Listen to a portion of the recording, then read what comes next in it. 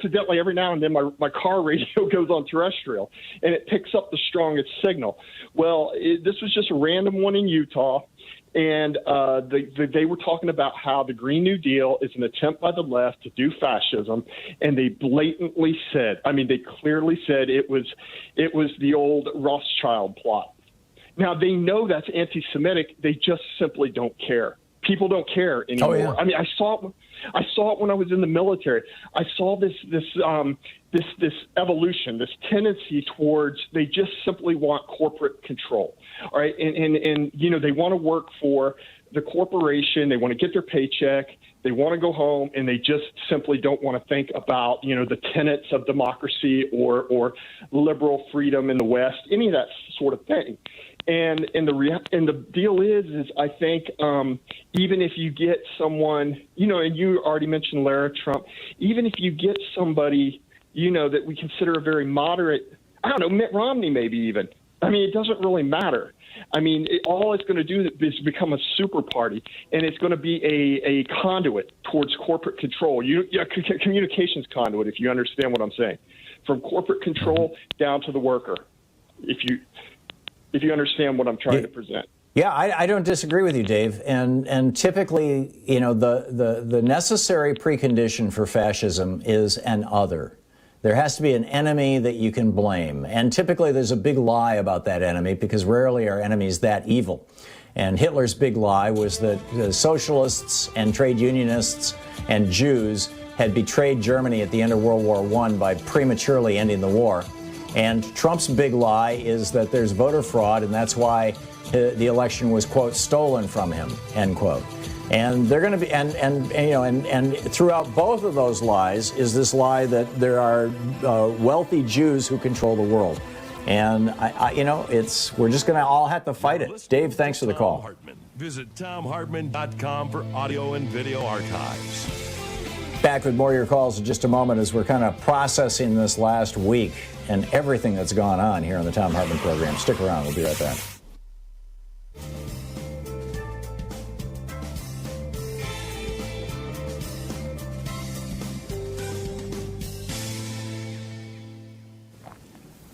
And welcome back. Blaine in Thousand Oaks, California, listening on KPFK. Hey, Blaine, what's up? Hey, Tom, you're my hero. Okay, my opinion is that the decision not to call witnesses, I think, gave the former president's legal team the opportunity to frame the trial as yet another partisan attack on their client. You know, bringing in people with impartial and objective testimonies that, you know, lie outside, you know, the partisan sphere of any one political party may have been a game changer. I don't know. You know, the case would have presented to at least a wider realm of public opinion, which might have affected the Republicans' votes. And if that didn't, you know, translate into 10 more Republican votes, how about what could have changed that balance is a secret ballot. You know, the Senate has the power to set the rules, and by a simple action of making the impeachment vote secret, it would have given the Republicans some cover to do the right thing and without being exposed. Why didn't the Democrats do that? It drives me crazy. I'm sorry. That's it. Yeah. Yeah, no, I get it, Blaine. And you know, we can Monday morning quarterback this all day long. My personal opinion is that calling witnesses, there was a big risk in calling witnesses, because if the Democrats get to call witnesses, so do the Republicans. And yeah, but they didn't have any, Tom. They said, "Oh, we're going to call 100 witnesses." You don't know that. No. You don't know that. First of all, they have one witness. And secondly, may well be. But if the Democrats had to call witnesses, number one, they reached out to. Well, see, I don't want to relitigate this, Blaine. I could argue both sides of this. I'm not going to. The fact of the matter is, those people were in charge of the impeachment, the impeachment managers. They were in charge of that. They did the best job they could. I thought they did a very, very good job. They made such a compelling case that, and I don't think it would have changed any Republican votes. You had Rob Portman and Mitch McConnell, who came out after they voted not to convict Donald Trump. They didn't vote, by the way, to acquit him, as the headlines say. They voted not to convict him. There's a difference. But after they voted not to acquit him, or not to convict him, they came out and said, yeah, he's 100% guilty and terrible. And both of them said that he must be held responsible in a criminal fashion in the court system. Mitch McConnell and Republican Senator of Ohio, Rob Portman, they both said that. But neither one of them voted to convict. They absolutely are. They absolutely are. But that's not the fault of the impeachment managers. That's the fault of a large fascist streak inside the Republican Party. And so whether they should have called witnesses or not, in my opinion, at this point, is water under the bridge. It distresses me when we sit around and pull out the circular firing squad and start shooting at our own people who worked their asses off. They did a better presentation, Blaine, than you or I could ever have done in our lifetimes. They put in a mind-boggling amount of work into that. They got 7 Republican votes, and I believe they convinced the majority of the American people who were watching, who were not watching Fox News, where they kept cutting away and BSing and things, who were watching that Donald Trump was actually guilty of high crimes and misdemeanors, of this crime, of inciting insurrection. Blaine, thanks for the call. I'm just going to leave that there. They got the vote. That allowed them to get the testimony of that one Republican member of Congress, Herrera, I believe her name was, and that was a good thing. That was a start. We'll be right back.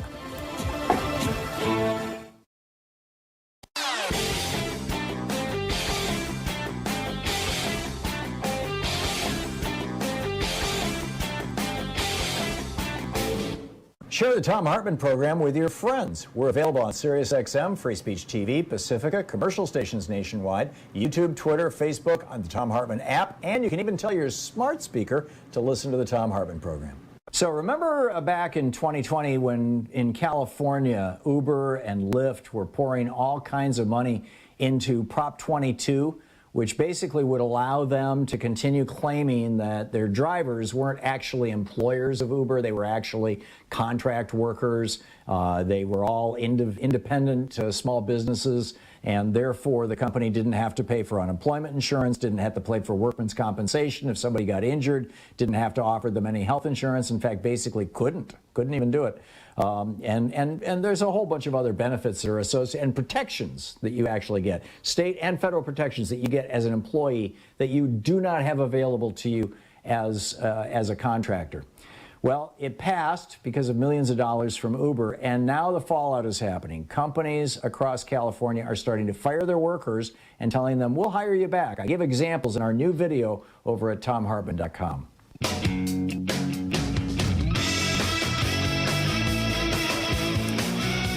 And welcome back. Russ in Hickory Hills, Illinois. Russ, what's up?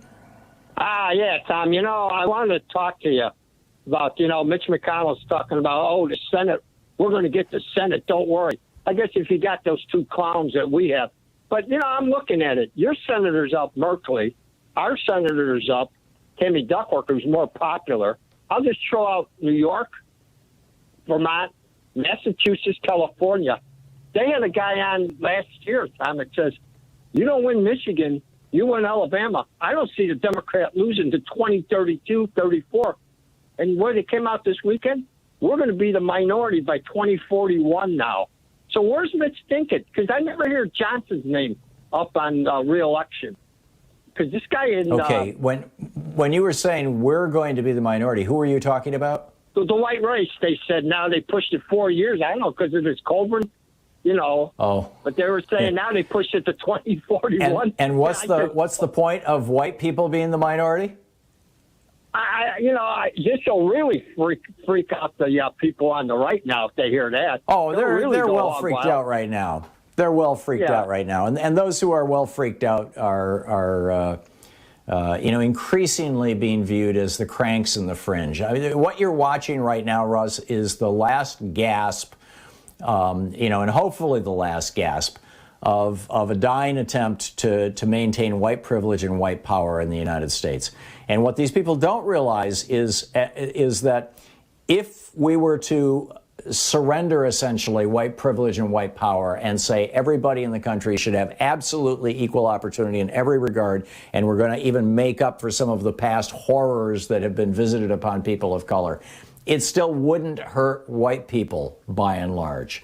But we're seeing this all over the world. Modi is doing this in India right now. He's cracking down on dissent. He's putting people in prison for sedition who simply speak out against him. He's turning into a full-blown fascist. Erdogan has been doing this in Turkey for a while. El-Sisi in Egypt. This is happening in the Philippines. Duterte, Bolsonaro down in Brazil. Country after country is going the direction that Donald Trump tried to take America. And most all of them, in almost every case, Dave earlier was talking about the Jews, as being the big boogeyman for the Nazis and the American Nazis, and now even right-wing radio talking, it's the Rothschilds, it's George Soros, which is all code for, quote, the Jews. It's either going to win, in which case the United States becomes a police state and get ready for the concentration camps, or it's going to lose and we turn back into a democracy. We are on a knife's edge right now.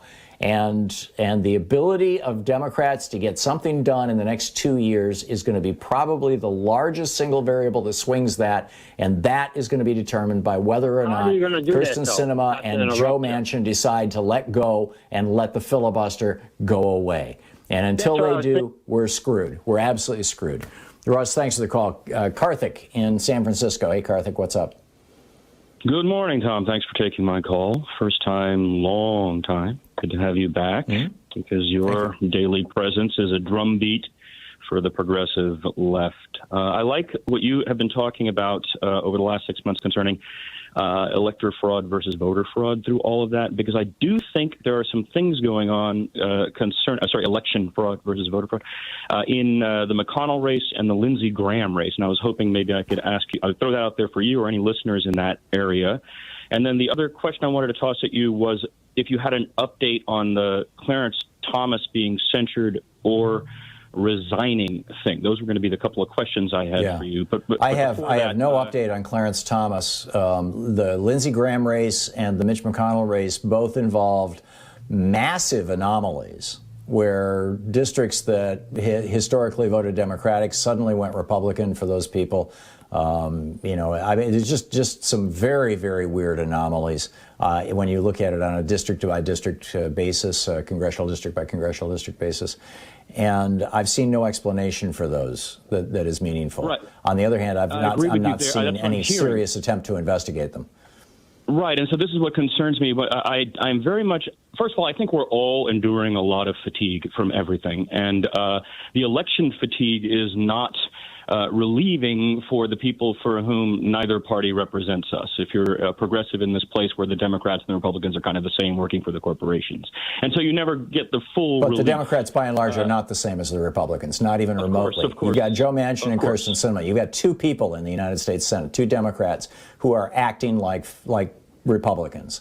And that's it. Agreed. But my concern is that we're not, that maybe we're a bit of an echo chamber, and we're not really taking the 2022 seriously. I think on the ground in the middle of the country, these people who saw this as an acquittal and both of them as an acquittal are using it actively to promote candidates. And they're going to have tactics like the ones we're talking about, election fraud. Anyway, thanks for your program, Tom. I'm a big fan. Thanks so much. Thanks, Karthik. I completely agree with you. And this idea that Donald Trump was, quote, vindicated or, quote, acquitted or, quote, exonerated, the most extreme, is an evil lie.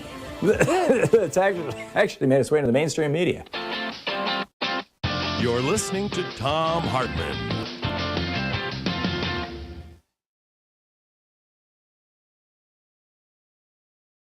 These companies support the Thom Hartmann Program. They are CB Distillery, CBD for sleeping. More info at cbdistillery.com, code TOM. The Clean Phone Pro, phone sanitizer and charger. More info at thenewdealshop.com. Plexiderm, real science, real results. More info at plexiderm.com, code TOM. ExpressVPN, the VPN that just works. More information at expressvpn.com/Tom. Gabby takes the pain out of insurance shopping. More info at gabby.com/Tom. HelloFresh, the #1 meal kit delivery service. More info at HelloFresh.com, code TOM. And Superbeats, heart chews for heart-healthy energy. More info at superbeatsradio.com/Tom.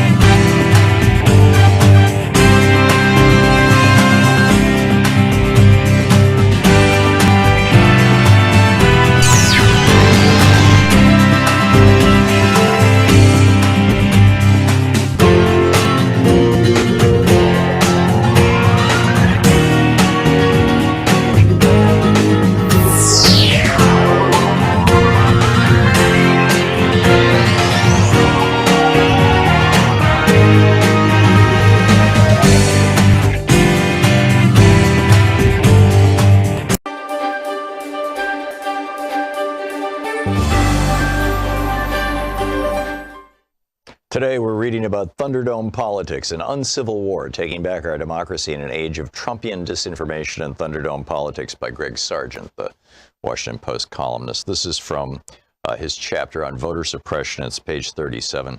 Republicans and Democrats inhabit different political realities, as mentioned in a previous chapter. But there are certain facts about our politics that are just objectively true. One of them is this. Generally speaking, efforts to make it harder to vote are almost always pushed by Republicans. You cannot understand what is happening in American politics right now without recognizing this stark and very fundamental difference between the two major political parties. During this decade, procedural hurdles were put into place in around 20 states that in some manner or other have made it harder to vote or to register to vote, or have undone previous efforts to make voting or registering easier, or have otherwise threatened serious disenfranchisement. Most of them were the creation of Republican lawmakers and officials. The difference in the two parties' national platforms for 2016 tells the story. The GOP platform champions additional hurdles that are absurdly disproportionate to the phantom abuse it alleges, while the Democratic platform champions multiple specific ways to make it easier to vote, not harder. The most common and controversial of methods used by Republicans to suppress Democratic turnout is the requirement that would-be voters present identification at the polls. The game here tends to turn on requiring forms of ID that some groups are less likely to have, making participation harder for them. Other restrictions include techniques like cutting back on early voting and making it harder to register, both of which have, in recent years, been instituted in multiple states. Republicans who have passed laws making it harder to vote have tended to claim such measures are necessary to protect against, quote, voter fraud. We'll look at this in more detail below, but for now, note that most of the states that have passed such measures did so while under Republican control. As New York University political scientist Samuel Isikoff has memorably put it, the single predictor necessary to determine whether a state will impose voter access restrictions is whether Republicans control the ballot access process. Scholars trace the modern era of warfare over election rules to the intensely contested presidential election of 2000. In which a divided Supreme Court halted the recount in Florida, throwing the presidency to George W. Bush.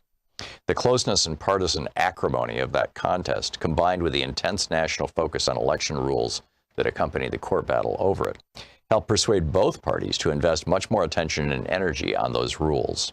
As a result, both the implementation of measures restricting the ballot and the legal battles over them have intensified in recent years. A brief glance at the surprising history of voter ID laws begins to tell the story of this tightening. In the 1970s, several states implemented voter ID measures, but all of them provided for ways that voters without the proper ID could cast a ballot. By 2000, there were 14 such laws, and they had been implemented by politicians in both parties.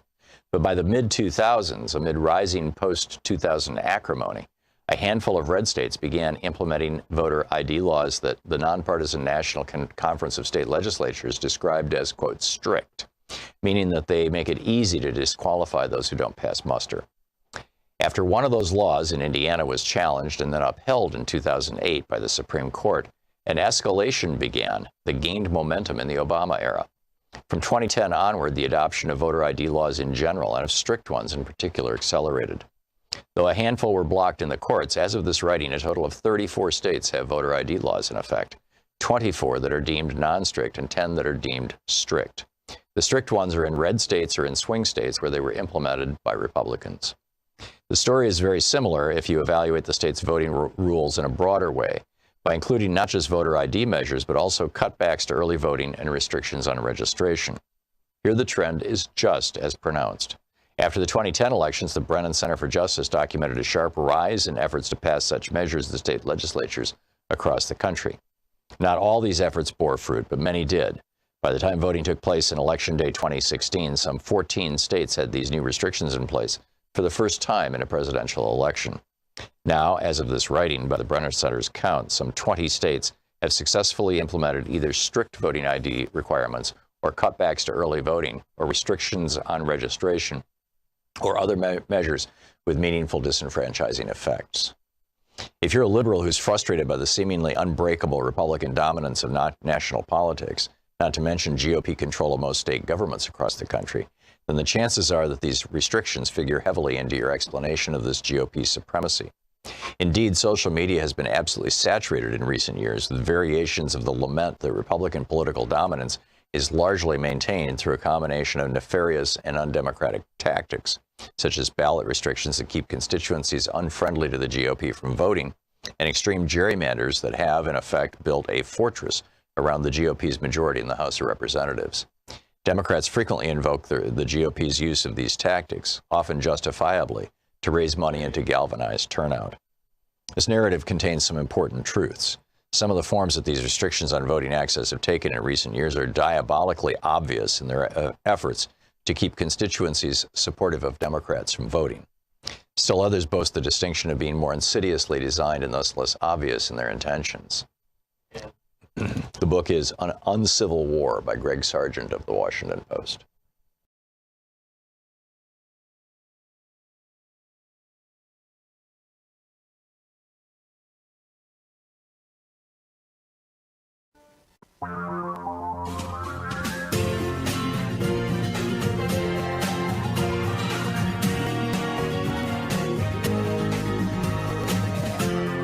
This is the Thom Hartmann Program.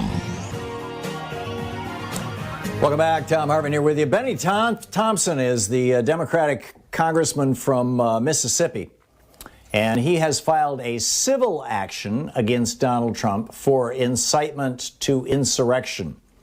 Keep an eye on this. It could be the beginning of a trend, or it might just be a lone voice in the wilderness. But, you know, we will see how this all shakes out. But there's a lot going on here, and we need to stay involved and, you know, also keep track of what exactly is going on out there. So picking up your phone calls, Jerry in Baltimore, Maryland. Hey, Jerry, what's on your mind today? Hi, Tom. I wanted to talk to you about Glenn Kirshner's letter to the 50 states district attorneys of all 50 states to try Trump for homicide on a large scale for his negligence during COVID. Right. I have not read Glenn's letter, but I hold Trump responsible for almost 500,000 dead Americans. He could have done a hell of a lot more. And in fact, instead, he actively tried to make it worse. And this all began right after April 7th, when word came out that most of the deaths were happening among black people in blue states. And that was the point at which Jared Kushner and Donald Trump and his friends decided, hey, screw these people. Well, Glenn does have thousands and tens of thousands already signatures, and it's on his YouTube channel where you can find the petition, the letter that will go to all 50 attorney generals. So I just wanted to make sure people knew about this letter, a Team Justice letter, that is, I think, might have some effect in at least the blue states. Yeah, okay. So specifically, what is he suggesting? Well, Glenn's already got the letter done. You can go to Glenn Kirshner, GLENN. Oh, just tell me what it says, Jerry. Oh, the letter? Okay. The letter just says that they're going to, they want them to indict Trump in all 50 states. They're going to send it to all 50 attorney generals and to see which ones will indict him and his cohorts all the people involved in the supposed force for to fight COVID-19, which actually did the opposite, as you know. They're all going to be hopefully prosecuted. Maybe at least some of the blue states might take this seriously, but he does have a great response already. And if you go to YouTube, his channel, you can sign the letter now. Yeah. Here's the problem, Jerry. There is this thing called sovereign immunity that, if you, Jerry, were an elected politician and you made a decision, whether you thought it was the right decision or not, if you asserted that you thought it was the right decision and that decision led to the death of people, you still cannot be held responsible for it because you are acting on behalf of the state. You are the state, essentially, in that regard. And therefore you have immunity from prosecution. I don't see how Donald Trump can be held liable for this. Frankly, maybe I'm wrong, and maybe some attorney out there who. I'm sorry. I'm sorry, Tom, I didn't mean to interrupt you, but I mean, what about all the other people that were part of his team, like Azar? As long as they were acting as part of the government, they are covered by sovereign immunity as well. This is why it's so difficult. This is why nobody ever prosecuted LBJ for lying us into the Vietnam War. It's why nobody ever prosecuted George Bush or any of the people around him for lying us. I mean, there were thousands and thousands, tens of thousands of families of people who died in Vietnam who if this were possible, would have had standing to go after LBJ and all of the people associated with him, the Secretary of Defense and others for that war. They couldn't. There were thousands of people who could have gone after George W. Bush for failing to take actions that Bill Clinton was begging him to take when the presidential transition was made that would have prevented bin Laden and 9/11, but you can't. So I'm not optimistic that there's any there or that it's even remotely possible, but I do think that raising the issue constantly, figuring out ways to raise the issue constantly, and maybe this is it. Maybe even a Don Quixote-like effort like this would do it, but not sure. Jerry, thank you for the call. Dave in Portland. Hey, Dave, what's up? Hello, I'm Tom, still here with you, Dave. Hello, I love your show. Thank you. Say hello, I love your show. I've been listening a long time. This is only the second time I've called in, and it's to re-emphasize a point I made a few months ago. I totally agree with you. I love your Hidden History of American Oligarchy book. I just got it. You earlier in the show, you were talking about, again, the motives of the Republican Party in opposing aid to the American people and the small businesses. And you emphasize the point, which is true, I agree, that they just want to make sure that Biden doesn't succeed, that no Democratic president succeeds. Just like McConnell said openly that he was determined to make Obama a one-term president. But there's a bigger picture I think needs to be emphasized a little more, and it's all through your book. The GOP has played Lucy and Charlie Brown pulling the football away all last year, denying that, Mnuchin, we're so close on a deal, and then there was no deal. Every week that has gone by, more small businesses go belly up. Every week that's gone by, more houses go into foreclosure. And this is the end game for these billionaires in the ruling class. They're raking it in for pennies on the dollar. That's all I wanted to say. Yeah. You introduced the word peonage the last time I talked to you, by which debtors are bound to servitude to creditors and landlords. That's what this is in the bigger picture. I think we need to emphasize that. They're not just out. The GOP is not only out to make Biden look bad. They want your house. They want, instead of your kids inheriting it, they want Mnuchin or and the like to inherit it. And these small businesses are going under every week without aid. And the Walmarts they're eliminating competition. They're getting bigger and bigger, and they're going to buy up the assets for pennies on the dollar. I just wanted to emphasize that. Love your show. Keep up the good work. Yeah. Thank you. Yes, I mean, this is this combination of monopoly power, economic monopoly power, which we're seeing all across our economy, and oligarchic political power, billionaires pulling the strings, and for these Republicans, and voter suppression. It's a perfect storm. It really is, and that has produced this political crisis that we have been in for the last 15 or 20 years. So, here we are. Emily in Bullhead City, Arizona. Hey, Emily, what's on your mind? Just need to remind the people that have never heard of things because they don't listen, doesn't get that taught to them in history books about the fact that they tried to pull this off in 1933 and didn't get it accomplished because of a general that was an actual patriot that didn't let us get away with it. But this has been tried. This has been tried before by the Republicans, and people need to know about that.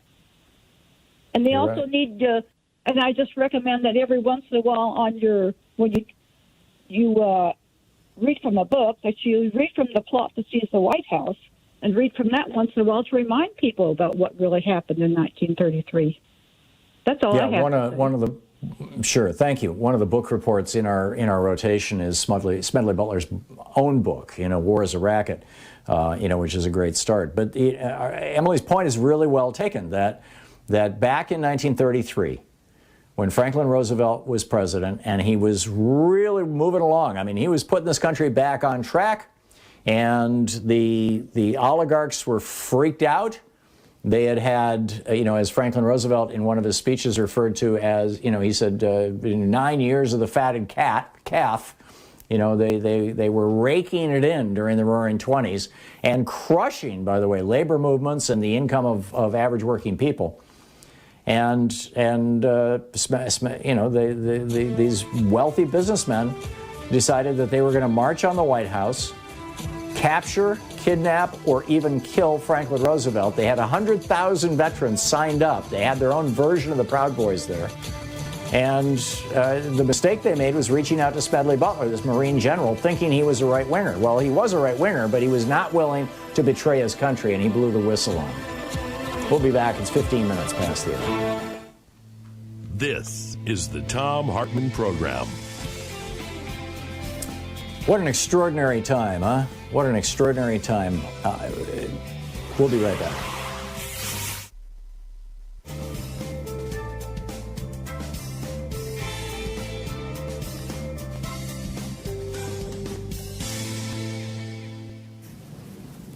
And welcome back. Mark in Salem, Oregon. Hey, Mark, what's on your mind?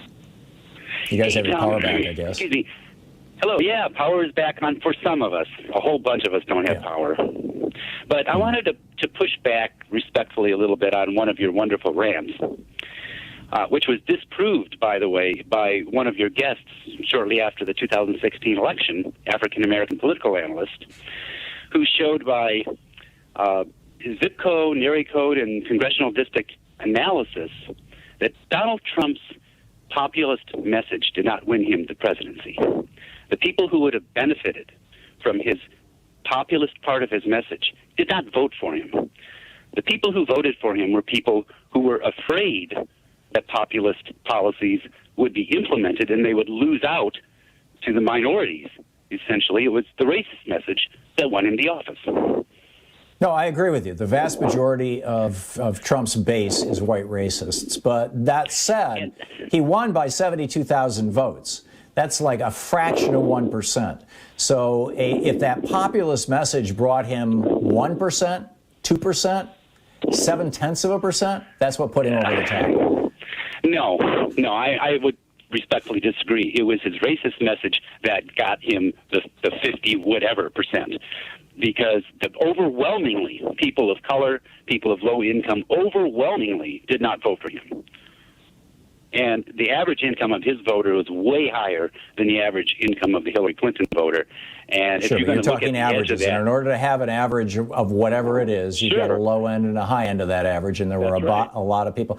Mark, we're apparently not going to agree or disagree. I guess we'll have to agree to disagree. So I'm just going to drop the subject and move along. John in Los Angeles. Hey, John, what's up? Hey, good morning, Tom. Irony. The Secret Service is to protect the president and the vice president.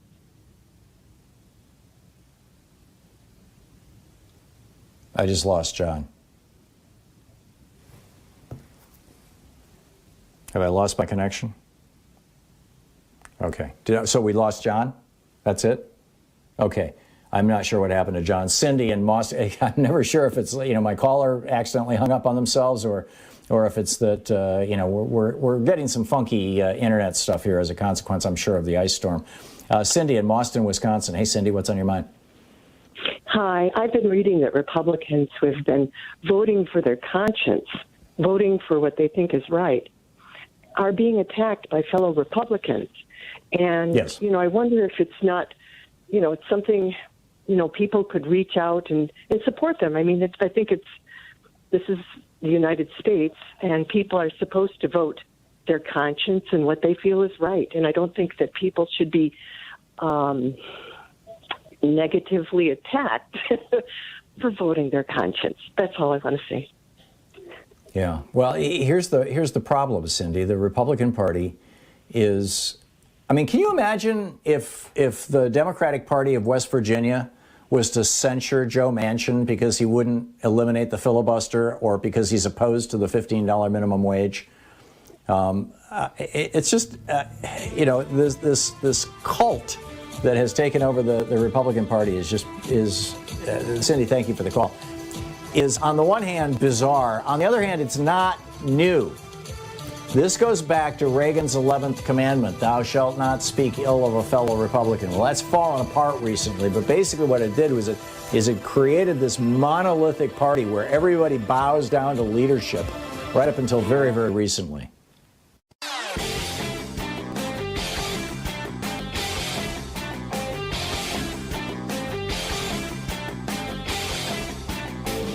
You can find an absolutely fascinating library of my writings, including my daily rants, over at thomhartmann.medium.com. Hey, we just put up a new video for supporters of our program. You can find it over at thomhartmann.com, talking about the relationship between Fox News, Rupert Murdoch, and basically the whole right-wing hate agenda on Hispanics, by and large, saying that Hispanics are changing our culture. Really? This is European culture. I mean, the Mayans and Aztecs got replaced by the Spaniards, remember? They're mostly Catholic. I don't see the cultural difference here, but Fox sure does. And also pointing out that Kevin Rudd, the former Prime Minister of Australia, calls out Rupert Murdoch and says, he's, quote, a cancer on Australian democracy. Well, apparently a cancer on American democracy as well. So you can check out this new video over at thomhartmann.com. It's just available to people who are, members of, supporters of our program.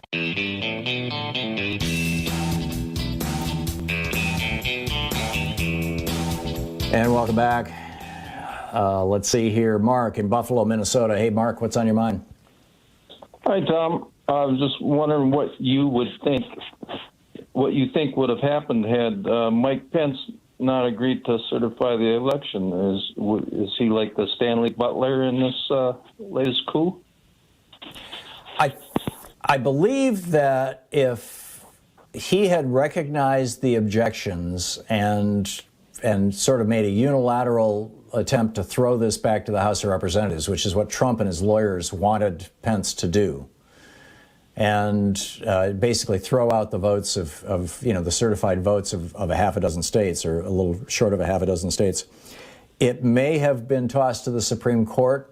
But I think that my personal opinion of what was going on was that Trump, number one, was hoping for a military coup. And I think I actually believe he was being advised by a foreign government on this, or if not advised, he was watching what had happened in other governments. Erdogan in Turkey, Putin in Russia, Orban in Hungary. I mean, there's numerous examples of this. And because at first, for the last 2 years, he had been aggressively reaching out to the military. And he kept replacing people in the civilian leadership of the military, trying to get somebody who would go along with his attempts. I think he was trying to pull a Pinochet originally, basically a military coup. And then when he couldn't pull that off, he kept getting blocked by the Joint Chiefs of Staff. Then he brought in the mob. And I believe that Donald Trump actually wanted this mob to kill Mike Pence, which raises another interesting question. Who built the gallows? How did all that wood? I mean, you look at that gallows. That's not just some little theatrical thing made out of 2x4s. That's made out of 4x4s with countersunk, 10-inch or 8-inch bolts, large bolts with washers and things. I mean, this thing was put together by people who understood carpentry, and the rope on it, and it was, the appropriate hangsman's noose. I mean, it was a real live gallows. Who built that thing? Who brought that into Washington, D.C.? How did that happen without anybody notifying either the Capitol Police or the Secret Service that somebody's building a gallows on the lawn of the Capitol building? How does that happen in America? Why is there no discussion of this in the media? Inquiring minds would like to know. But anyhow, I think that Trump actually wanted this mob to murder Mike Pence and murder Nancy Pelosi, and that would essentially decapitate government except for Donald Trump. And then he would be able, if he could get a couple of Republican senators to go along with him, and we know he was reaching out to Tuberville and Lindsey Graham and others during that time. And I think what his goal was to get this thing thrown into the House of Representatives, where the majority of Republican states would vote for him, and he would have the presidency for another 4 years, or to have just a full-blown state of emergency because you got a dead vice president, and now I get to stay in power. I think it was far more sinister than the impeachment managers were willing to go to. And I think they weren't willing to go there because they have not yet found the smoking gun evidence of that, although frankly I think all the circumstantial evidence is obvious. But we still have a couple of years to do a good investigation of this, and we need a serious look into this by the FBI and others, because this is just wrong. Mark, thank you for the call. Delilah? Or Delia? Delilah. Yes. Delilah. I'm sorry, in Palm Coast, Florida. Hey, Delilah, what's up? Thank you for taking my call. As everyone makes their comments and criticizes the events most recently and then for the past 4 years and what have you, let us all keep in mind that the Republican Party is not counting on what we should be doing is stay focused, stay local, get out there and keep, registering people. Certainly 2022, okay, we want to gain and keep going further, not lose what we've got, okay? And keep that in mind, what with the gerrymandering and all. Everyone just remember, hey, all the more reason for us to stay focused and find out who is running for any office, be it local and then state, any Democrats, support them, find out what their views are, Let's stay focused, guys. Yeah. Our best. Thank you, Delilah. Our best chance to recover from this sedition, from this attempt to overthrow democracy, our best chance to bring America back is going to ultimately be at the polling place. And that's why over 200 pieces of legislation have been introduced into 29 states in the last 8 weeks, making it harder for people to vote. Ending early voting, ending voting by mail unless you have a doctor's slip, reducing the number of polling places, dialing back on the number of voting machines or voting places that you can vote, outlawing vote by mail in some states, purging voting rolls more aggressively. All of these things are being put into law as you and I speak, because other red states don't want to happen to them what happened to Georgia. And what you're looking at is white supremacy, white rule, period. Trying to, this is the last clawing, grasping, this is the tail end of the Civil War, frankly. You're listening to the Thom Hartmann Program. Call 202-808-9925. Back with more of your calls in just a moment.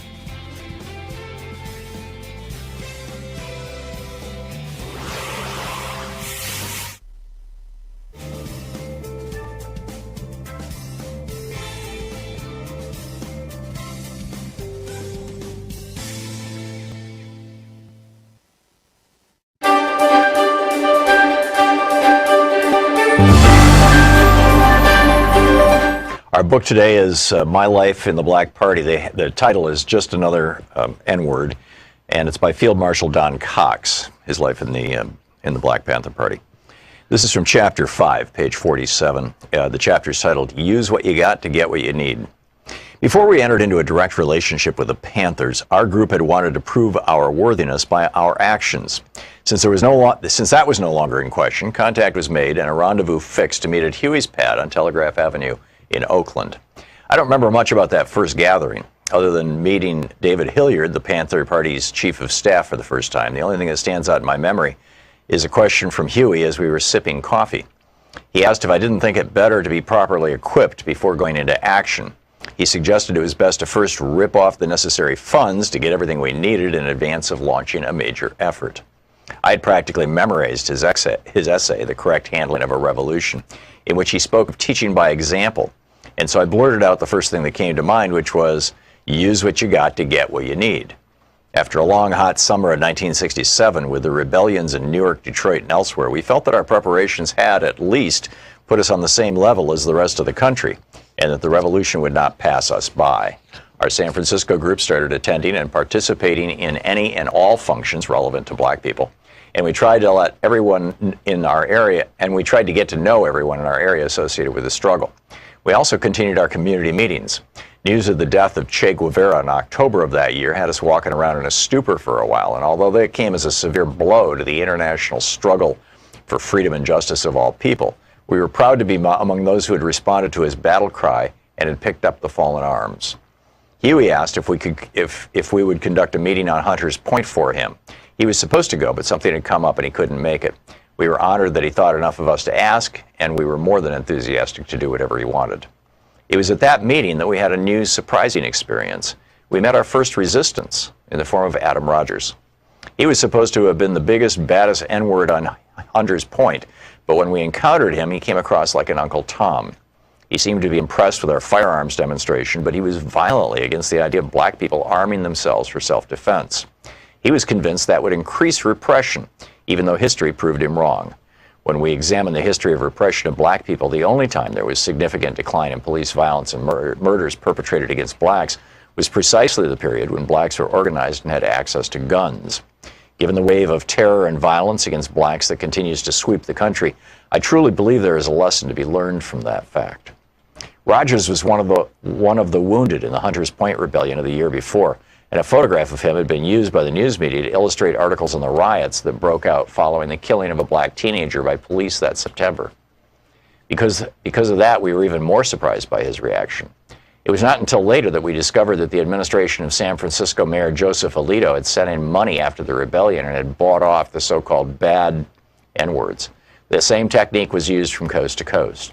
Despite Rogers, most everyone seemed to like what we had to say and really related to the firearms demonstration. Several people wanted to take courses in handling weapons, and so I fixed a rendezvous for the following Saturday at the parking lot of the abandoned shopping center right on top of Hunters Point. The next day I arrived at the point at 7 in the morning in order to get set up before people began to gather. There wasn't going to be any target practice, but I would be firing a few shots in the air by way of demonstration. I knew that would pose no problem as far as the police were concerned. Due to their racism, whenever they heard shots on the point, they generally looked the other way. Once, during a dispute between two gangs, shooting broke out, and instead of police coming in to break it up, they sealed off the area and let them shoot it out. Gun battle lasted 24 hours, and the police didn't return until the next day. At around 8 o'clock, I saw David Hilliard's car driving up, which I found surprising because we had only seen each other a couple of times before. As the car approached, I recognized Emory Douglas and George Murray. Everyone had strange looks on their faces that made it clear that something was wrong. Damn, Huey had been shot and captured. He had shown up at David's wounded and bleeding heavily. There was real concern for his life, so David drove him to the hospital and left him on the steps, then drove straight to San Francisco to find me. He said Huey had asked him to ask me to help out in the aftermath, specifically dealing with the passenger who had been in Huey's car at the time of the shootout with Officer John Frey of the Oakland Police, who'd been killed. There was also the problem of the guns Huey had stockpiled. I'll never understand why David didn't just bring the guns with him, but he hadn't, and I was obliged to go back into the area, get everything, and get back out safely. That might sound easy, but the shootout had occurred less than 3 hours before, and there was one policeman dead and one seriously wounded, so it was hot over in Oakland, to say the least. There was no time to go by the house and unload the guns I had on hand for the training, so I followed David back to Oakland with a trunk full of weapons. David took me into the backyard of a house that had a lot of weeds and a stack of old lumber in which he had stashed the gun. In his state of excitement, he couldn't remember exactly where the pistol was, and while we were looking, an elderly black woman came out of the house next door and asked what we were doing. David kept searching and didn't look up. She then said, "If you don't come out of there, I'm going to call the police." I began to panic and told David to say something to the woman. When he rose up, she recognized him and calmed down. This was David's house, and she was his neighbor. On the one hand, I was relieved, but on the other, if the police were looking for the passenger who'd been with Huey, it was certain they wouldn't miss David's house, as both were known Panthers. Finally, he found the gun, and it continues from there.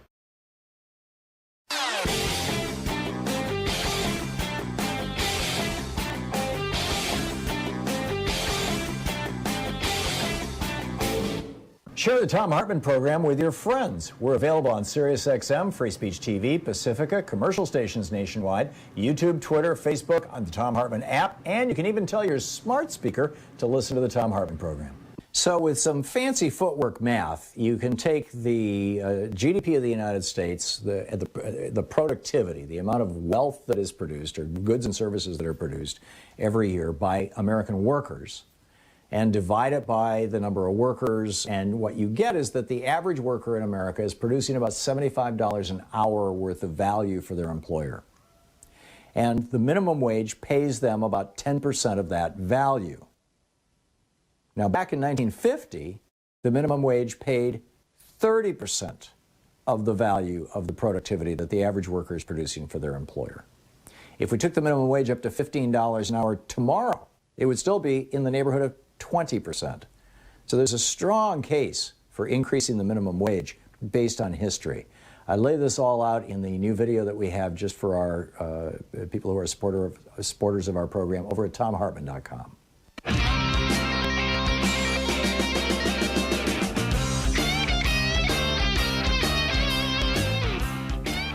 Welcome back. Thom Hartmann here with you. David in Woodland Hills, California. Hey, David, what's on your mind? Oh, well, thank you, Tom. As you may recall, I'm a member of a Facebook political group of liberals and conservatives. We talk about the issues of the day. And I haven't been posting much lately because it's all name-calling now, and that's not what I signed up for. I did post this week. It's very short, and I'd love to share it with you and get your opinion. I said, if you watched the impeachment trial, I mean really watched it, not read magazines and slept like some Republican senators did, you would know that the evidence indicates a slam-dunk conviction worse than O.J., far more evidence against Trump than O.J. If you're a Trump supporter who has already acquitted him in your mind no matter what, now you know why the O.J. jury acquitted him. Okay. You know, the O.J. trial has been so racialized that, I mean, it was from the very beginning, obviously, for obvious reasons. I'm not sure there's a good analogy there unless you're trying to argue that this was all about, well, I don't know what you're trying to argue, David. I don't get it. That no matter what the person of your idolization has done, you're going to acquit him for your various reasons. And I would argue that the O.J. jury, even though it was wrong, they had more justification to acquit O.J. because of the 400 years of injustice that black people receive in our courts and prisons. And so no matter what you said to that jury, they were going to acquit him as payback for the terrible way they have been treated. I'm not sure that was the case with the O.J. jury. If you're saying that the black people on the O.J. jury were unwilling to vote against O.J. because he was black, A, I don't really want to relitigate the O.J. trial, but B, I think that when O.J. did that great job of making it clear that he couldn't get his hand in that glove, you know, that was a turning point for that trial, but that's not now. I mean, you know, let's just talk about right now. It's fairly, you know, these Republicans are not going to put Trump in a box because they're afraid of him, and this is what happens with demagogues, is they are willing to use violence, they're willing to use brutality.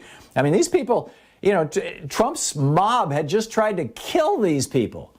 And so I think they have a good reason to be afraid of him, and they don't want his mob to come out and kill their kids or their wives or husbands. Some folks have had to have 24-hour security. Who wants that? I mean, look at the life that Nancy Pelosi and OAC and a few of the others who are the continual targets of Fox News.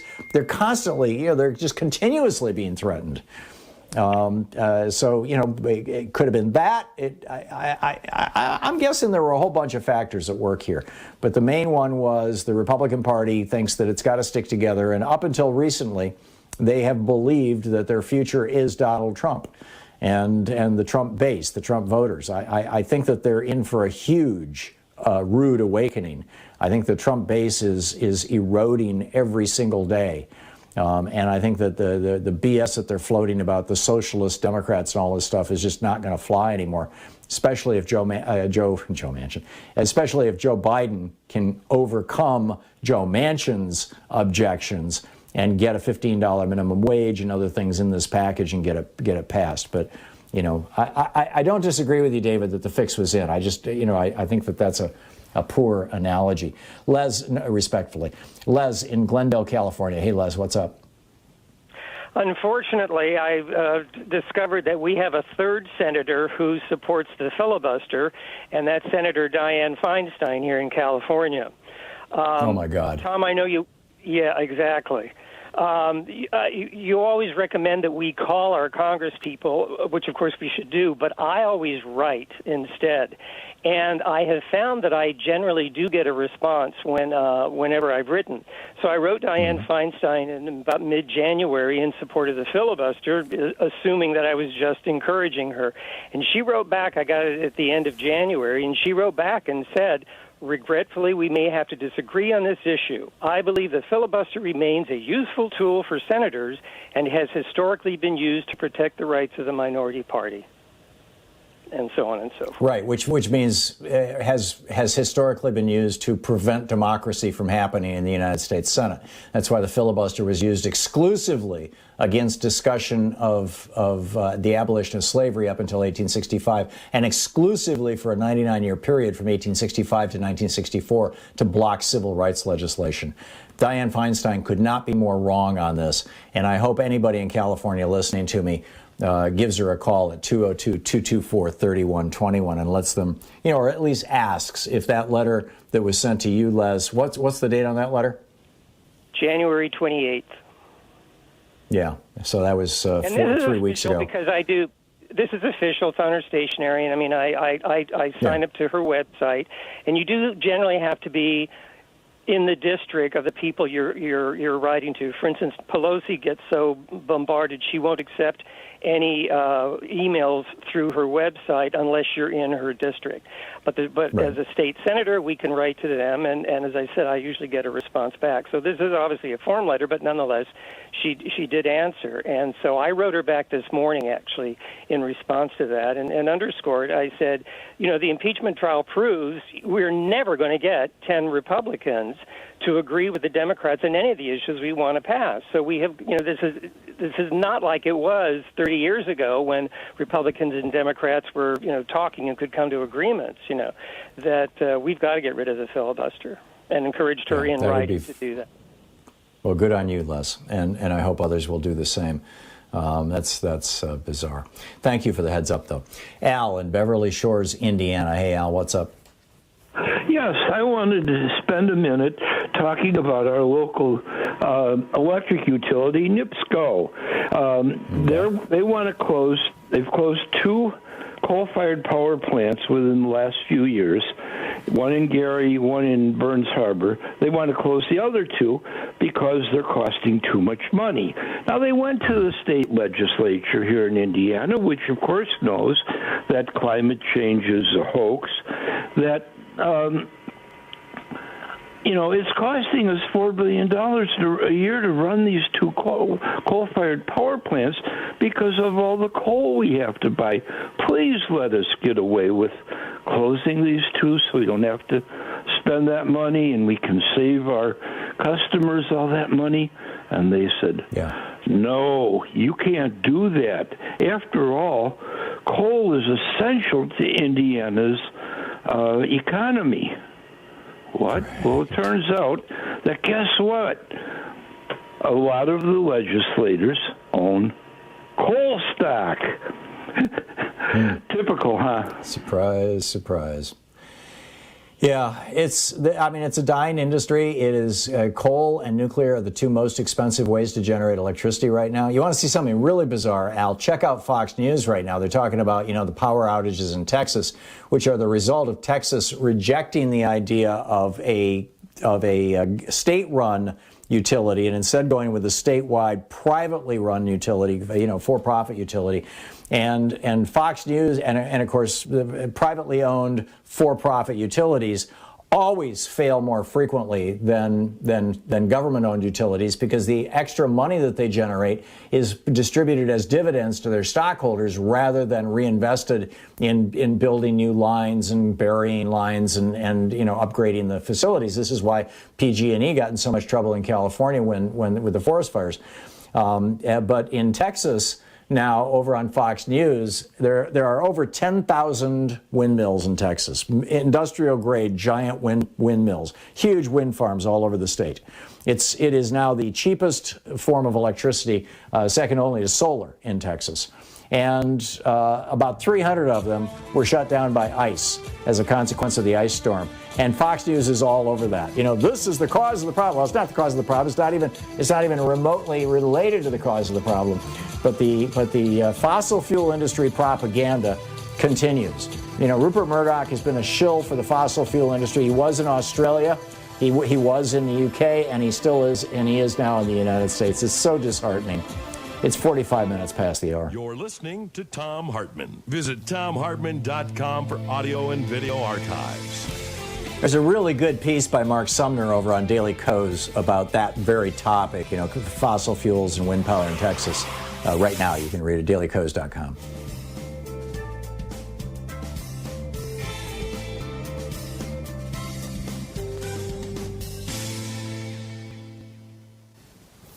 And welcome back. Brian in Duvall, Washington. Hey, Brian, thanks for listening to KBCS. What's up? Hey, Tom. Hey, I'm so glad you just pointed that out about the windmills and whatnot in Texas, because that's something that a lot of people don't really realize is how much of that electricity is generated down there. Oh, it's huge. What I really wanted to talk about was a caller that just called in a little while ago saying we need to really keep focused on the 2022 elections. I totally agree with that, and I wanted to expand on that a little bit. I have friends, relatives, and acquaintances that are very conservative in different parts of the country. I grew up in Michigan, as did you, and we both know that back there's some pretty scary far-right militia types back there that are all about their freedom. That's their big issue. In the Southeast, there's the anti-abortion people. In the Southwest, where I have a relative, he's all about the immigration. Up here in Seattle, the people that I know that are very conservative are all about the tax cuts and the financial part. They don't necessarily care about each other's issues. And that, I think, is where Democrats, if we focus regionally, can make a big difference in the 2022 election, is these wedge issues. Mm-hmm. What say you? I agree. And some smart campaigns are needed here. In Washington State, in Oregon, it's not going to be that much of a problem. We have relatively clean election systems. But in red states and in purple states controlled by Republicans, Michigan, Ohio, Pennsylvania, right now, they're doing absolutely everything they can to make it harder for Democrats to vote. And so if you can't vote, it doesn't matter how you feel about wedge issues. But I'm with you, and I think that there's a lot of potential. Last night on Rachel Maddow's program. Yeah, one more thing, if I may. Those are short-term issues. In the long term, I think that there's one issue that, to me, really encapsulates the reason why Democrats keep losing, and you've mentioned it many times on your show, and that's the Electoral College. I believe that progressives need to zero in on that with a laser focus as a long-term issue, just as Republicans have done with the abortion issue. You know, it would have been done away with in 1970 if it wasn't for a Republican filibuster. Correct.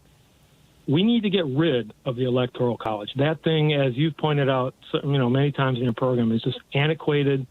Its background is in slavery, and we need to get rid of it and get back to a popular vote. That has to be a long-term issue. Everybody that I know that are progressives always say, "Oh, that'll never work because there's too many Republican states. It'll never happen." Well, you've pointed out in your program that there's 30-some-odd Republican states who have legislatures that are trying to overturn I'm blanking. They're Republican dominated that are basically trying to change the Constitution. And if they get to a point where there's 36, 37? Oh, you're talking the Constitutional Convention effort, yeah. Yeah. So, and that has been an effort on the Republicans. You got to give them credit for it. They focused on it. We need to focus on the issue of the Electoral College as a long-term issue. Always keep it in the back of our minds. Yeah, I agree. I would raise to a higher priority right now adding D.C. and Puerto Rico statehood. Puerto Rico had a referendum. Over 90% of their people want statehood. D.C. wants statehood. That adds 4 senators. We need to do that right away. Yeah. Brian, thank you.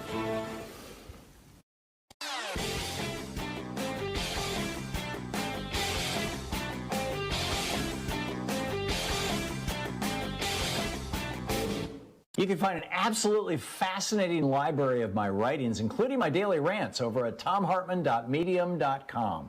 So over at thomhartmann.com, we just put up a new video for our supporters, the people who support our program, that talks about Malcolm X saying, if you're not careful, the newspapers will have you hating the people who are oppressed and loving the people who are the oppressors. He said that 55 years ago to, this month, February.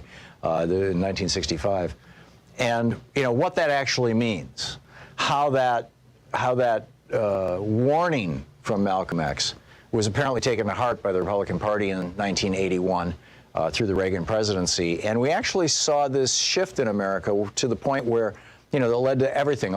Stop and frisk and the demonization of homeless people and the demonization of poor people and black people and Muslim people and all of this stuff. Came out of this very specific kind of Lee Atwater strategy in the 1980s. So you can find it over at thomhartmann.com and check it out.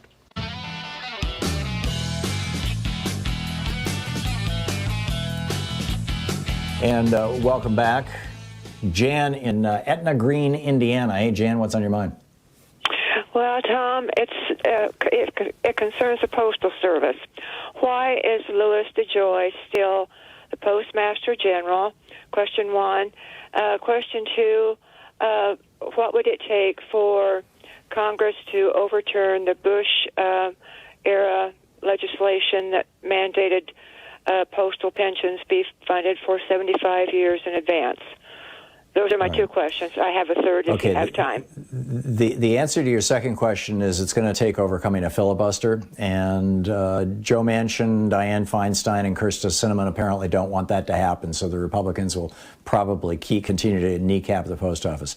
In answer to your question of how do you get rid of Louis DeJoy, because the post office is a semi-autonomous corporation. It's one of these unique federal corporations like Amtrak is, where it is not owned. It is not the federal government, but it is effectively owned by the federal government. And so Louis DeJoy does not serve at the pleasure of the president. He serves at the pleasure of the Postal Board of Governors. And the Postal Board of Governors was entirely appointed by Donald Trump. Now, there's some backstory here. Obama had placed that as a low priority, and as a consequence, most of the Postal Board of Governors seats were open when Trump came into office, and so he just filled them. And, it was a huge, frankly, in my opinion, a mistake on the part of the Obama administration not paying attention to this. They should have seen this coming. But anyhow, here we are. So one member of Congress has already introduced legislation that would force President Biden to remove all of the members of the Postal Board of Governors for specific, you can remove them for specific dereliction of duty, for specific and would remove them for destroying the post office. I mean, they destroyed over 600 multi-million-dollar high-speed sorting machines, and now they're talking about raising rates and slowing down the post office even further. This is all a strategy to hurt the post office so badly that when they privatize it to FedEx, a non-union organization, the Postal Service is the largest union employer in America. When they privatize it to FedEx, people will not yell and scream as much, and it has to be stopped. It absolutely has to be stopped. And Jan, I'm going to move along at that because we try to ask people just to have one question. Lori in Amazonia, Missouri. Am I saying that right, Lori? Yes, that's correct. What's up? Hi. I just am wondering, is there any way they can get a Stacey Abrams person, a type person that does that in each state? Or is there already somebody there that does that? I don't know about Missouri. I know that there are a couple of states where there are programs that are kind of modeled after what Stacey Abrams has done in Georgia, and she is trying to take it nationwide with Fair Fight? I'd have to Google it. I don't want to say something that's wrong. But Stacey Abrams' group is fairfight.com, says Sean. So I think we can trust that. And support that organization and see what you can do in your state, because it's absolutely necessary. It's absolutely necessary. Jim in St. George, Utah. Hey, Jim, what's up? Oh, hi, Tom. I'm calling to add to a conversation that you had earlier with a caller who was listening to a radio station in Utah. I'd like for people to kind of appreciate that Utah is a little bit different, where 60 to 70% of the population here belong to the LDS Church, and the Mormons here the Church of Jesus Christ of Latter-day Saints, and they tithe, they do a lot of volunteer work, they make a lot of contributions to the church, and the church influences very much so of what it is they do and how they go about living their lives. We also pay high state income taxes and local taxes here. So the last thing that the church and the people want are more high federal taxes. So the code that they use for this is, we don't like big government. We've all heard that before. But it really is a significant factor in explaining why so many people here vote Republican, even though in many ways they're somewhat progressive in their social leanings. So that's kind of what I wanted to say, because a lot of people don't kind of understand Utah, and I certainly didn't until I moved here. Yeah. Now, Mitt Romney's a Mormon. Is Mike Lee? Yes. Yeah, it makes sense. I mean, if 60% of the population is Mormon, it's interesting. I know that there is a progressive movement within the LDS Church. I don't know how much power they have or how large they are. And go ahead. Yeah, women are kind of subordinate to men. It's a patriarchal type of organization. To me, it's less of a church and more of a social organization, and they do influence people significantly in their behavior. And much of it is good, some of it is not so good. Yeah, I get it. Jim, thank you. Thank you for the call. Yeah, the LDS Church has reinvented itself a number of times over the years as it got, more and more with the times and less toxic. Although, well, every religion has weirdnesses. We'll be back. We'll continue our conversation after this. You're listening to Thom Hartmann.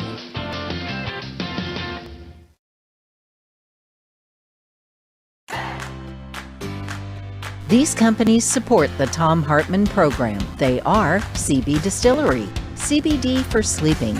More info at cbdistillery.com, code TOM. The Clean Phone Pro, phone sanitizer and charger. More info at thenewdealshop.com. Plexiderm, real science, real results. More info at plexiderm.com, code TOM. ExpressVPN, the VPN that just works. More information at expressvpn.com/Tom. Gabby takes the pain out of insurance shopping. More info at gabby.com/Tom. HelloFresh, the #1 meal kit delivery service. More info at HelloFresh.com, code TOM. And Superbeats, heart chews for heart-healthy energy. More info at superbeatsradio.com/Tom.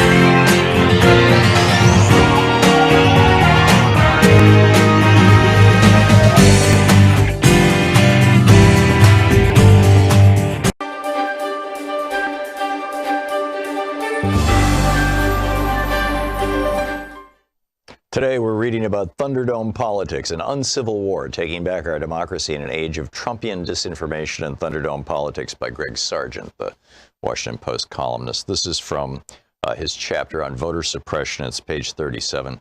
Republicans and Democrats inhabit different political realities, as mentioned in a previous chapter.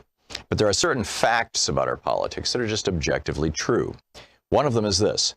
Generally speaking, efforts to make it harder to vote are almost always pushed by Republicans. You cannot understand what is happening in American politics right now without recognizing this stark and very fundamental difference between the two major political parties.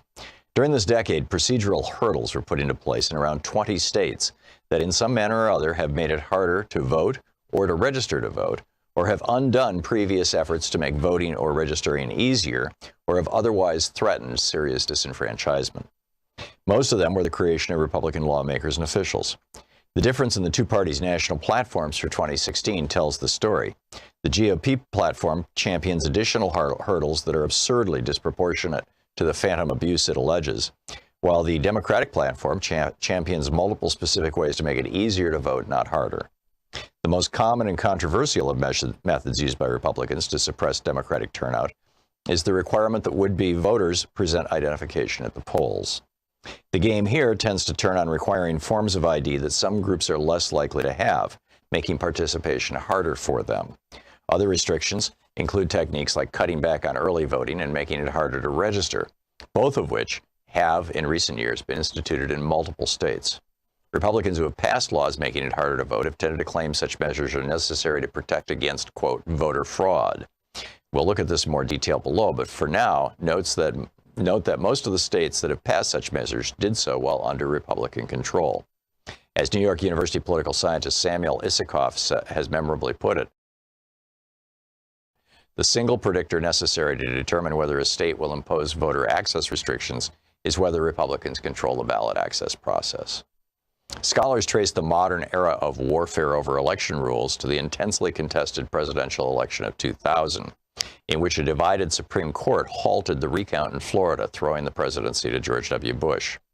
The closeness and partisan acrimony of that contest, combined with the intense national focus on election rules that accompanied the court battle over it, helped persuade both parties to invest much more attention and energy on those rules. As a result, both the implementation of measures restricting the ballot and the legal battles over them have intensified in recent years. A brief glance at the surprising history of voter ID laws begins to tell the story of this tightening. In the 1970s, several states implemented voter ID measures, but all of them provided for ways that voters without the proper ID could cast a ballot. By 2000, there were 14 such laws, and they had been implemented by politicians in both parties. But by the mid-2000s, amid rising post-2000 acrimony, a handful of red states began implementing voter ID laws that the nonpartisan National Conference of State Legislatures described as, quote, strict, meaning that they make it easy to disqualify those who don't pass muster. After one of those laws in Indiana was challenged and then upheld in 2008 by the Supreme Court, an escalation began that gained momentum in the Obama era. From 2010 onward, the adoption of voter ID laws in general and of strict ones in particular accelerated. Though a handful were blocked in the courts, as of this writing, a total of 34 states have voter ID laws in effect, 24 that are deemed non-strict and 10 that are deemed strict. The strict ones are in red states or in swing states where they were implemented by Republicans. The story is very similar if you evaluate the state's voting rules in a broader way, by including not just voter ID measures, but also cutbacks to early voting and restrictions on registration. Here the trend is just as pronounced. After the 2010 elections, the Brennan Center for Justice documented a sharp rise in efforts to pass such measures in the state legislatures across the country. Not all these efforts bore fruit, but many did. By the time voting took place in Election Day 2016, some 14 states had these new restrictions in place for the first time in a presidential election. Now, as of this writing, by the Brennan Center's count, some 20 states have successfully implemented either strict voting ID requirements or cutbacks to early voting or restrictions on registration or other measures with meaningful disenfranchising effects. If you're a liberal who's frustrated by the seemingly unbreakable Republican dominance of national politics, not to mention GOP control of most state governments across the country, then the chances are that these restrictions figure heavily into your explanation of this GOP supremacy.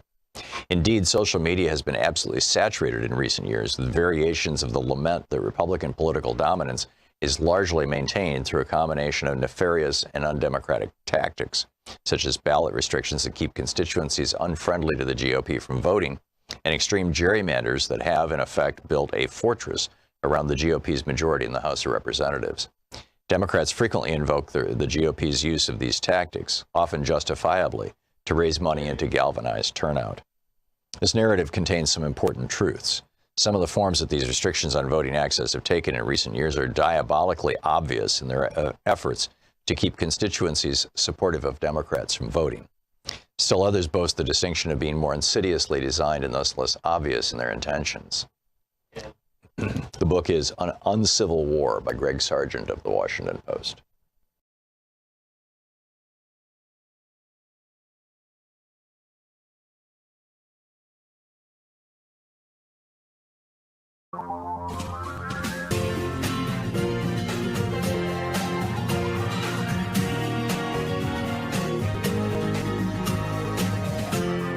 This is the Thom Hartmann Program.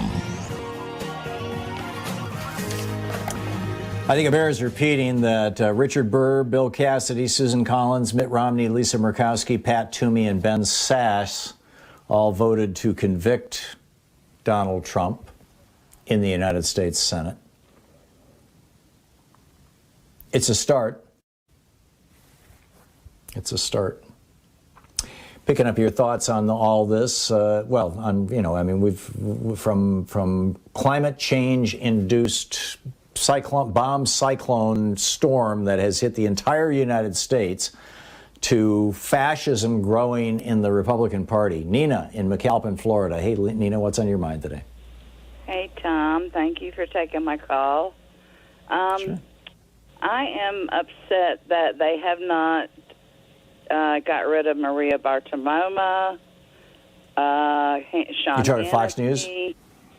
They threw Lou Dobbs under the bus, or Lou Dobbs, whatever his name is. And I am proud to say I've been a Democrat my whole life, and I have been reprogrammed. I actually watch CNN now, and things start to make sense again now. I have been living in an oblivion for the last 4 years, and I am very free to be able to not have to listen to this lies over and over again. But I wish they would just wipe out that whole reporter stuff that keep doing this stuff to us, because it's nothing but propaganda, and I'm just so tired of it. Yeah. Well, Lou Dobbs is pushing 80, and he's in his mid-70s, as I recall, and therefore he was the most disposable of the bunch. He also doesn't have the highest ratings of the bunch. He was much beloved by Donald Trump, but that was about it. So it was easy for them to get rid of Donald Trump. But I think it's for Fox News and for the Murdoch family, it's all about the ideology and the money. And Maria Bartiromo and, if I'm saying that right, and Sean Hannity bring in a lot of cash to those people. So hey, money counts. I mean, that's how they got to be billionaires. It off and start watching Free Speech TV, because I really enjoy your program.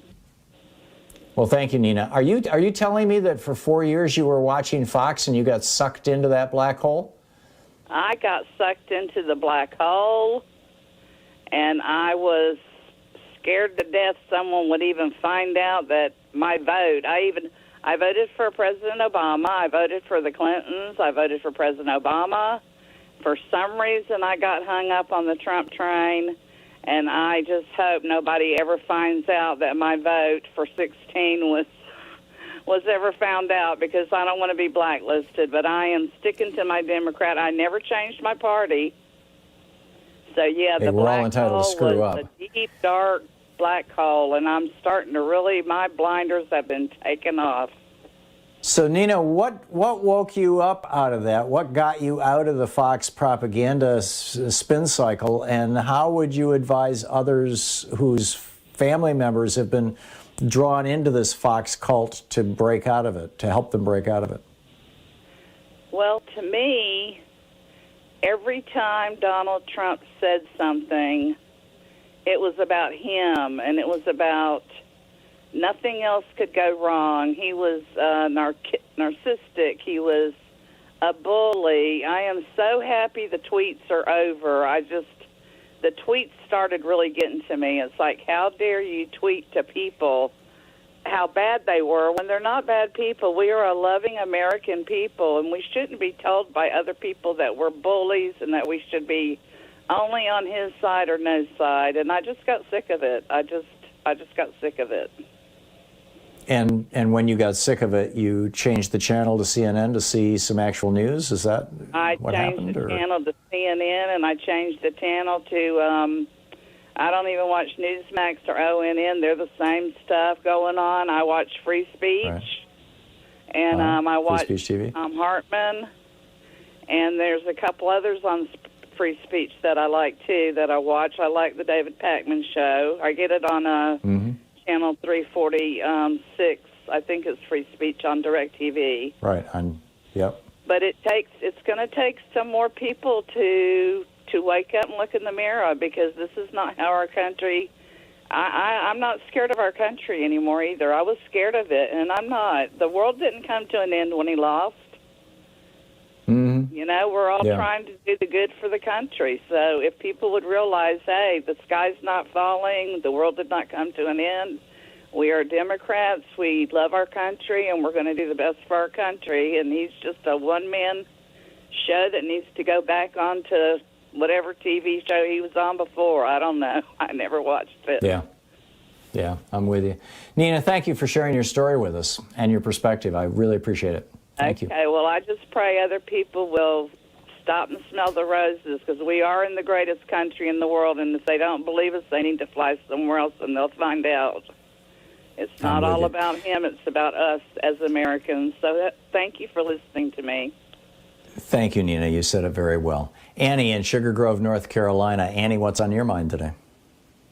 Oh, hi. I just wanted to add to the woman. I can't remember where she was from. She's talking about Ron Johnson, going to the meet the Kremlin on July the 4th. Mm-hmm. Here's the rest of them.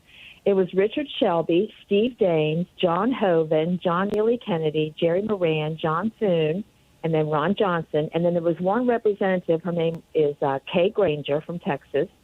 And then about 12 days later is when Putin and Trump met in Helsinki.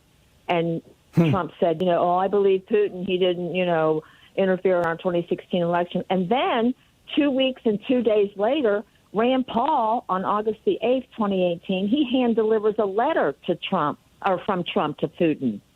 And here's a quote from the deputy press secretary at the time said, and I didn't catch that name of that person. It was a letter of introduction to Putin that Trump wrote at Senator Rand Paul's request. In the letter, the president mentioned topics of interest that Rand Paul wanted to discuss with President Putin. And just adding to the Putin thing, Franklin Graham has met with Putin. There's photos of him with him. And David Duke and Richard Spencer each have apartments in Moscow. So it's nothing but white supremacy. And Franklin Graham said he admired Putin because Putin protected his people from gay and lesbian lifestyles. Franklin Graham said that back in 2013 2014, I believe, right after gay marriage was approved here in this country. And we know what Putin does to gay people. He has them eliminated. So I wanted to add that to the woman who called about Ron Johnson.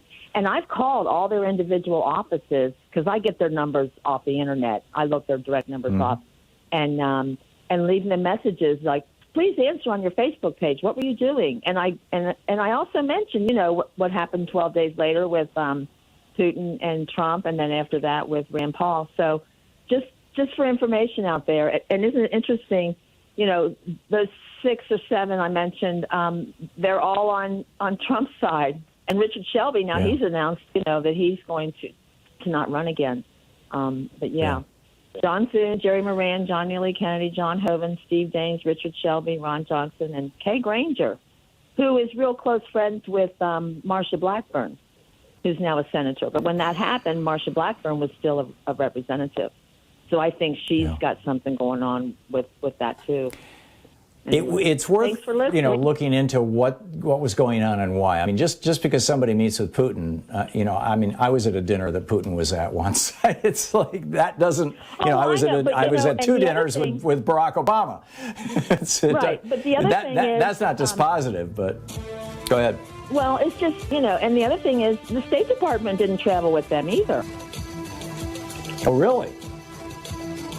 Well, that's troubling. Yeah, that is. Okay. All Annie, three visits are troubling. I know we're up against the heartbreak. Yeah, we are. Annie, thank you very much for the call. Yeah, it does raise questions. It raises, I think, some legitimate questions. We'll be back. It's 15 minutes past the hour. This is the Thom Hartmann Program. Back with more of your thoughts on the news of the day, the situation from the impeachment trial to the weather. We'll continue our conversation right after this.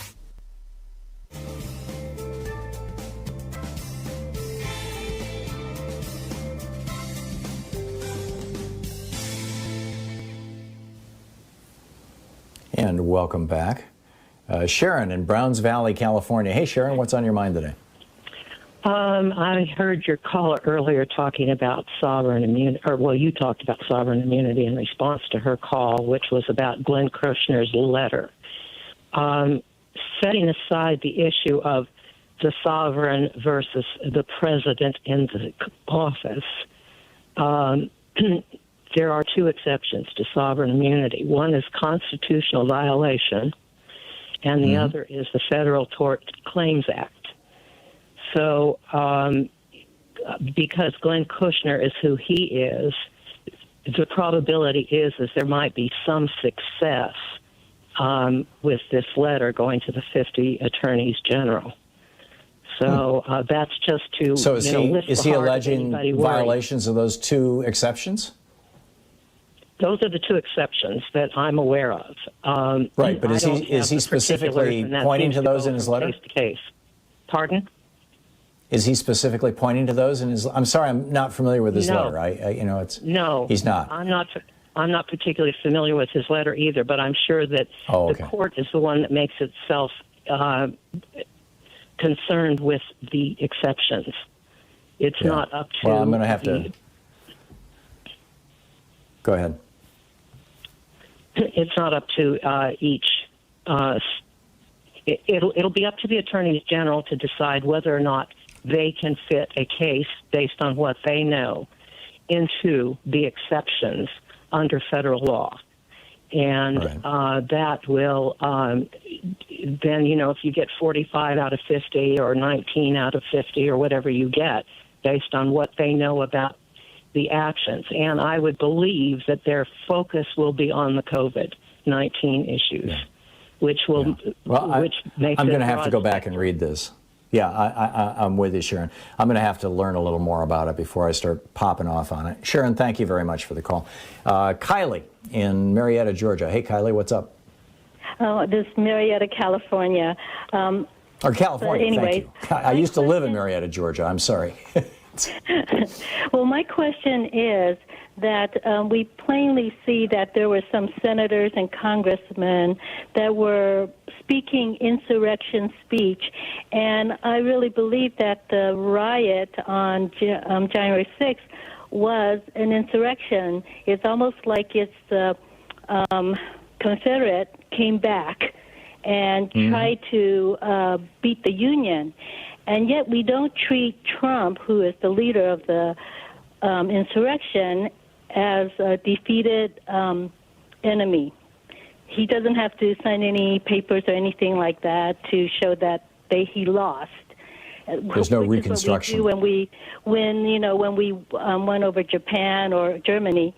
But anyways, also like Ted Cruz and some of these congressmen and senators, they're like his generals and his captains because they had speech that I think on video that encouraged the rioters. And it seems to me that the CIA or the FBI are only going after the rioters who are the guns and not going after the captains and generals. And so, therefore, you have the insurrectionists in the jury, and they're not going to convict Trump because they're convicting themselves. I agree. Do you know if they're going after the senators? I don't know. There's, I think it's unlikely. But, hope springs eternal. Thank you, Kylie.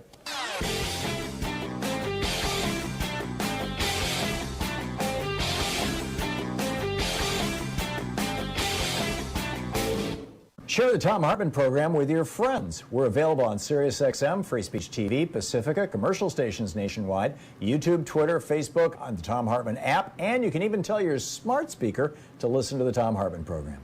There's so much news coming out of the Trump administration, so much corruption, so many crimes. Now they're letting people kill endangered species. Now they're selling off, the Arctic National Wildlife Preserve refuge rather to big oil companies. Now they're they're authorizing pesticides that we know cause birth defects and damage to children. It's just step after step after step that it's so easy to forget that back in July of 2020, it was reported that Jared Kushner and Mike Pence's nephew, John Pence, created a couple of LLCs, American-Made Media Consultants Corporation, that took $617 million of Trump campaign cash, and nobody knows where it went. I'm telling you, these guys are professional grifters. We need to keep an eye on it. There's a whole rant about it over at TomHartmann.com for supporters of our program.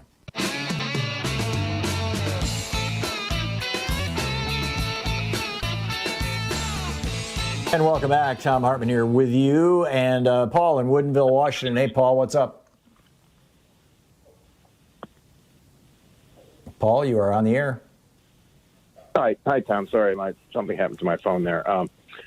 Quite all right. I think that the Republican Party has declared itself the new Confederacy. So I agree. For me, not saying that anyone else do, but they call us the Democrat Party. I think it feels good to call them the Confederate Party, the party of slavery. Because when you think about it, Tom, all of their policies are really, that's what it reflects. They don't want to pay people what they're worth. They don't want to pay them a living wage. They don't want them to have health care. They don't really want to treat workers any better than slave owners wanted to treat slaves. So why don't we just call it the way it is? And what we need to do, if I could just myself included, Tom, we need to stop we need to start using that kind of language with them, be it they're the Confederate Party, the party of slavery, and stop saying things like neoliberalism and oligarchs. I mean, that's just the sesquipedalian jargon of us elite liberals who like to kind of toss that kind of language around. See how I made that point? Sesquipedalian, that's like a 1.5 foot long word. Sesquipedalian jargon means we use big words, and that's what we are. We're not relating to people when we talk like that. If we would call them the Confederate Party, the party of slavery, which is what they are and what they just stood up for, the big lie, they stood up for a big lie. And I can tie this in with the other topic today, climate change. The big lie is they're saying already on conservative talk radio, climate change, the nation is freezing over. This is climate change. You've got to be kidding me. You see, and to the simple-minded, that makes sense.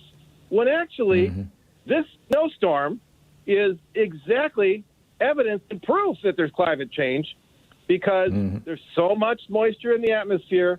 When high moisture from climate change meets, Arctic air, which should never be down this low, really, as low as Texas and the Mexican border, that's what happens. It snows like crazy, right?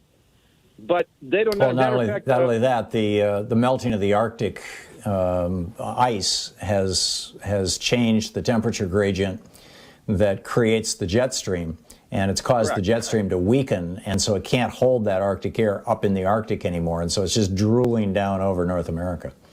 That's global warming. As a matter of fact, the Antarctic, which is also melting at an astonishing rate. There was a local talk show host by the name of John Carson was just talking about how it's the snowpack is snowing more than ever in Antarctica, which is actually evidence also of climate change, that it's too warm, because it really shouldn't ever snow in Antarctica, because there should never be humidity enough down there for it to snow. But that's what's happening, and that's why they convince people with their simple-minded arguments and their simple-minded lies that that's what's happening. And so they are the Confederate Party. They're the party of lies. They're the party of slavery. And that's what they showed up. And Donald Trump is the new Jefferson Davis. That's what he wants to be.